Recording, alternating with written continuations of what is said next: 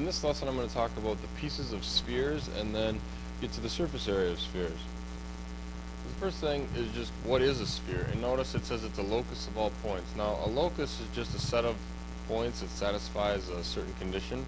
So when you look at the definition of a locus of all points in space, it's a bunch of points that are in space that are all equidistant from a given point, and that given point will be the center. So in this case I have a sphere on the screen. That center point, or the given point from the definition, would be point D. And then we have all these different pieces that are going to be a part of the sphere. The first one that I'm going to look at is a chord. Now the chord in this picture would be that piece right there. It's a segment that has its endpoints on the sphere. The next one is going to be a great circle. Now a great circle, that's the one that's highlighted in green. A great circle is a circle on the sphere that has the same center as the sphere. Now there are going to be other circles that we can put on the sphere, but they won't have point D in this case as the center. Those are not great circles. But if the center is the same for the circle and for the sphere, we refer to it as a great circle.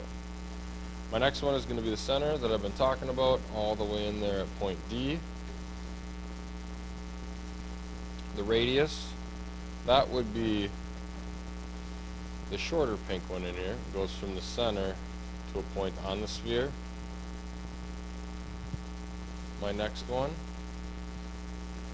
is the diameter. Now that's the longer pink piece in here, the one that actually goes all the way through the center. So the endpoints of the diameter are on the sphere. It could also be referred to as a chord. It's just a special chord where it runs through the center. And then I have this one, which is called a tangent line. Now this tangent line is this red one right here. That's going to be a line that touches the sphere at only one point.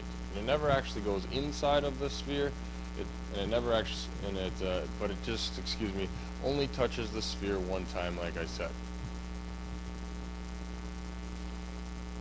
Now when you take a look at this, what's that thing? Well, that is a hemisphere. It's half the sphere. So I try to think of the globe.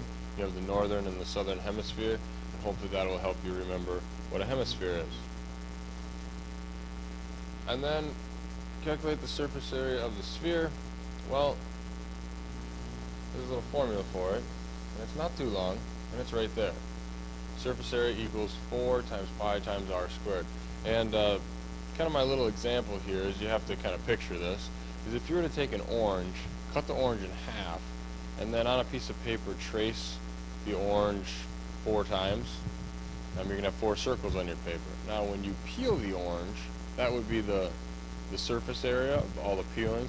You should be able to take, or you would be able to take all those peelings and put them into those 4 circles, and it would fill each of those 4 circles completely. So you'd have to do some cutting and making sure that they all fit, but eventually all those peels would fit into the surface area, or the area of those 4 circles. So maybe that will help you remember the little formula for the surface area of a sphere.